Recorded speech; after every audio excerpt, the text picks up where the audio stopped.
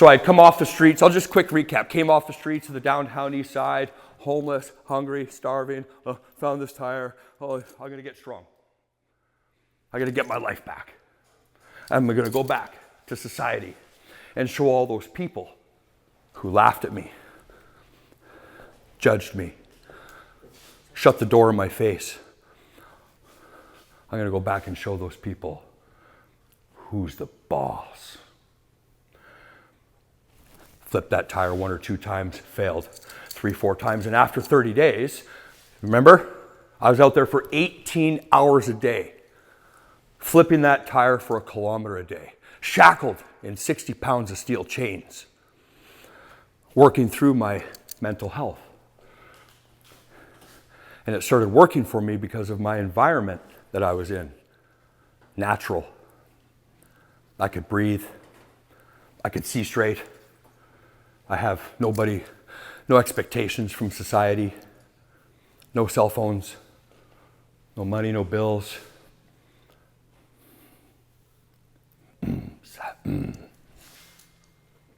Sadly, no family, no career.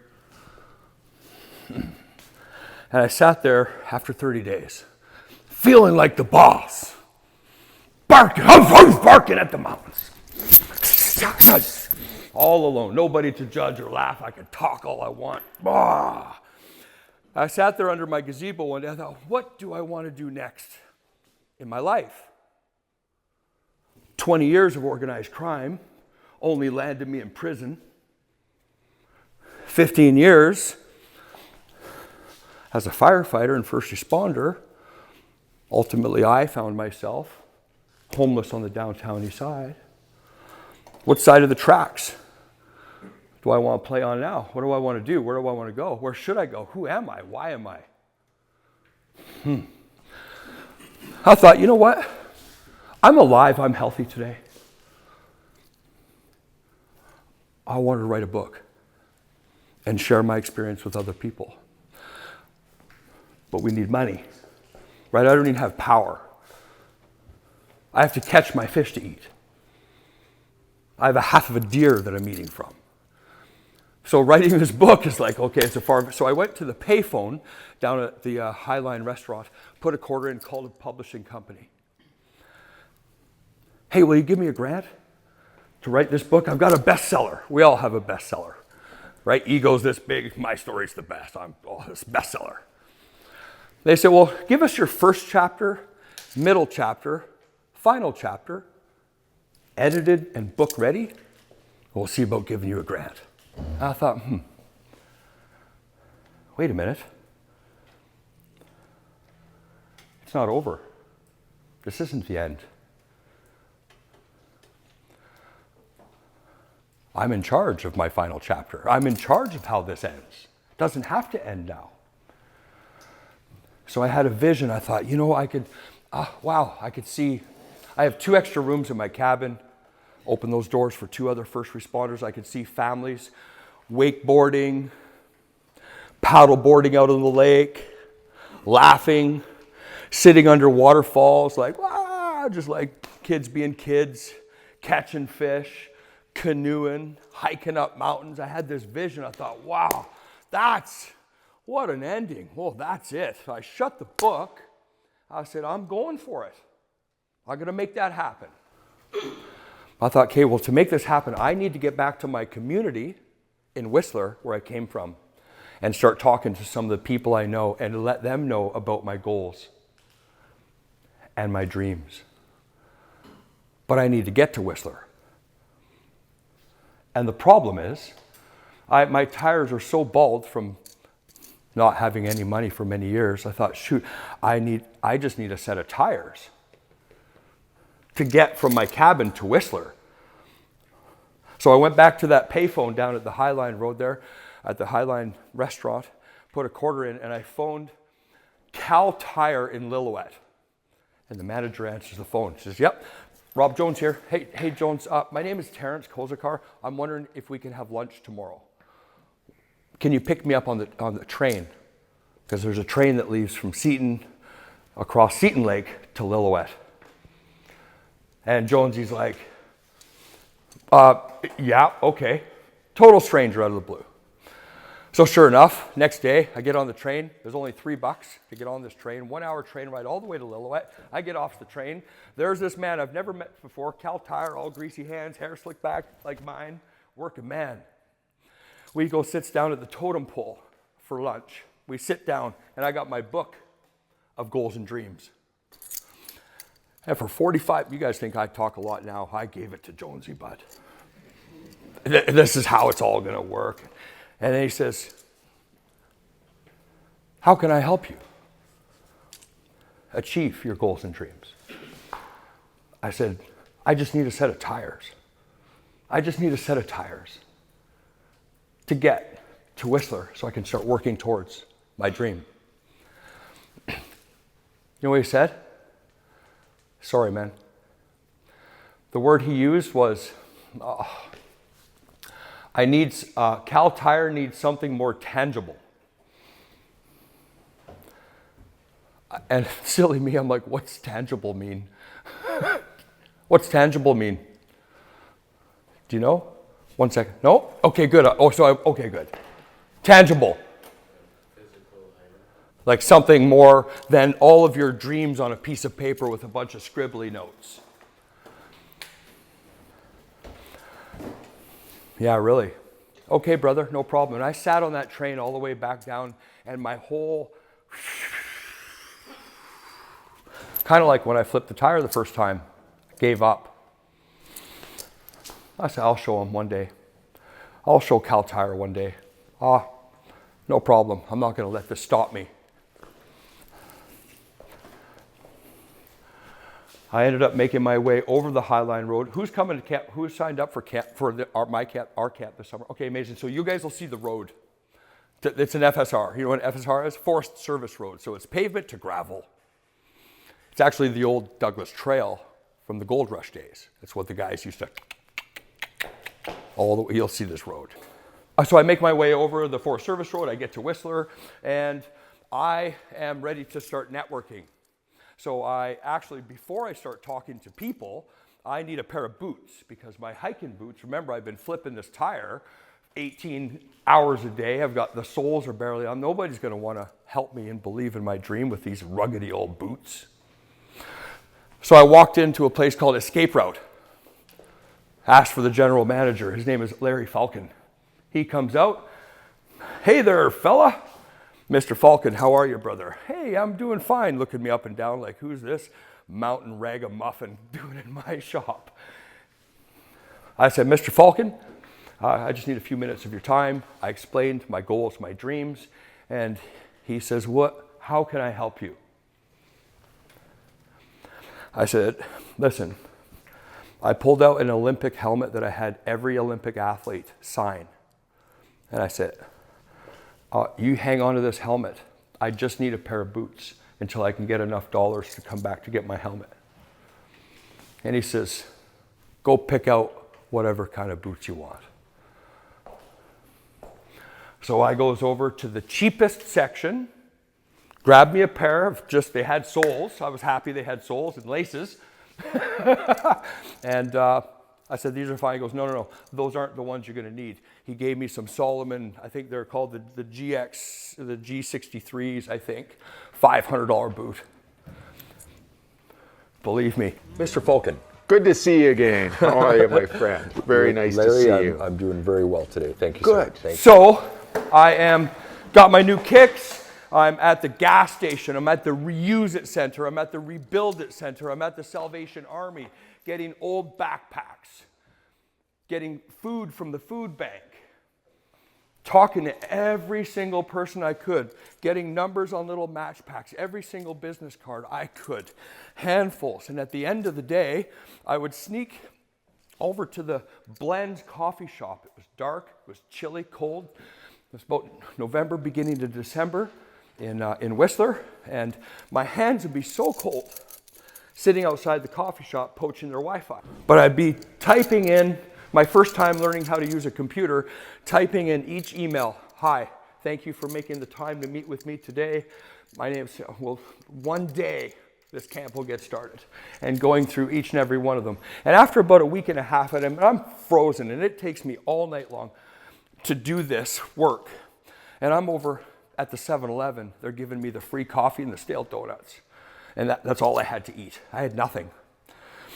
After about a week and a half, I went into the Summit Lodge. I had to go to the washroom. And I went in the washroom. I was like, oh, that's nice and warm in here. Ah. Well, there's a plug. Nobody at the front desk. Forget sitting outside the blends. I'm going to come in this bathroom and this is my new office. So every single night for almost 2 weeks, I'm in the bathroom stalls. I got all my paperwork, all these business cards out, my pumpkin spice latte with the stale donuts, a couple bananas, and just hacking at it. And then about the second week, as I was walking in and out, I realized there's nobody at the front desk. And as I'm going through the lobby, I'll go outside for a smoke. Big fireplace, nice big couches. This is my new office. This is my new office. Got to the point on my third day, I'd come in like it was my office. Shoes off, I had tea lights out, fire going, just made myself at home. And every morning at 5 o'clock, when the first elevator went bing, my office closed down and it's back to work. I maybe slept an hour a day. Driven. I'm out walking through town and I thought, I sure could use a roof over my head and a bed and a shower just one day a week. So I asked the lady at the front desk the next morning, can I speak to the manager? She said, what's this about? I said, well, I'm just looking for some sponsorship. She says, why don't you write us your mission statement and email this? Okay, no problem. I don't know what a mission statement is. I have no idea. I've never done this before. So I looked up mission statement. It says, tell us your mission. So it took 4 days, probably a 65-page email of the mission, and not one period, not one space, not one paragraph. It was just one big sentence. So I email it. Within 4 minutes, I got an email back. Please never return to our hotel again. Stay far away. Shoot. And later on that evening, I've kind of got my tail between my legs and I'm exhausted. I've spoke to everybody. And this guy comes up and says, hey man, is that your Jeep? Yeah. He says, can I buy you dinner? Yeah, for sure. We sit down at this fancy, you ever go to like a super fancy restaurant where like 2 forks and 2 spoons and 2, like, I'm okay, just give me a fork, bro. I bring my own, right? It's pretty fancy. But the fancy places, the meals are like, that's okay. I was happy. He shared his story with me, and I shared with him with my goals and my dreams. And he says, you know something?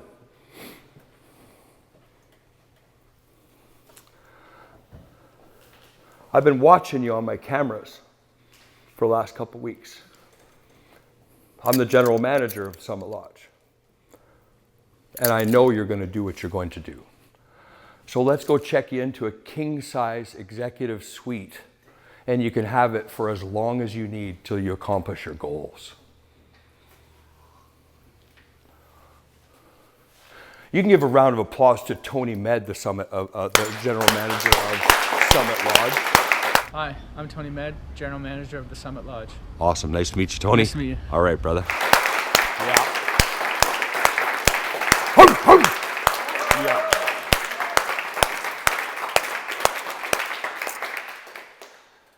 So we goes to check in, and I'm like, is this real? I get upstairs, open these doors, massive king-size bed, 2 couches, 2 balconies. I'm like, you gotta be kidding me. You know when you drop your stuff in a place like that, and you do the triple back tuck into the pillows, you're like, boom, yeah, whatever. Woo, open up the one balcony, look down, hot tub, pool, steaming. Woo-hoo-hoo, I've made it to the top. So I'm like, I'm ready to go for a hot tub, but I'm like, nope, I gotta check my emails. I got work to do. I don't get to enjoy that yet. So I just opened up just to make sure there was no more emails. I open it up, and the second I open it up, it says, Cal Tire from Rob Jones. What the heck? Click. He says, Terrence, I got a lot of friends in Whistler. You're banging down a lot of doors. I believe in you. So go to our website, pick out whatever tires you want, and I'm going to pay for the tires, the rims, and shocks out of my own pocket. So Rob Jones for Cal Tire.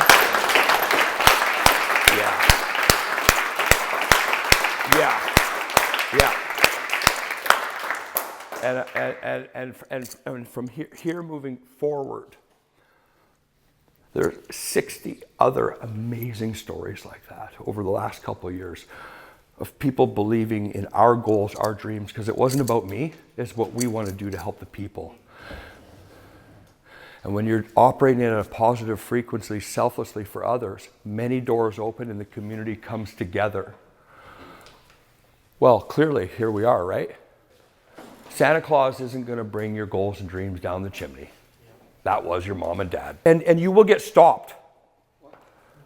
You'll get stopped. That's your greatest test. Is this your dream or just some fantasy? Is this who you are or what you want to be? Always remember this. I'll wrap it up like this real simple. You know, in this life, choose something that it's who you are. We work with a lot of amazing first responders from around the world, and a lot of first responders' spouses who've lost their husbands or wives. You know, and just 2 years ago, the stats at 200 first responders in Canada died by suicide in that 1 year. 200 of our police officers, firefighters, paramedics, corrections officers, because of doing a career that wasn't quite who they were. They wanted to be. And there's a lot of people, whether they're first responders, lawyers, doctors, janitors, the guy working at Tim Hortons, whatever it might be, who are going to have our own challenges, that we just don't get what we want. We get who we are. So whatever you do decide to choose in life, make sure it's an extension of you, so that working on Christmas is enjoyable. Working on a Saturday is enjoyable. And it's not work, it's just who you are. And at that rate, you will find 9 days in a week to work, because it's who you are.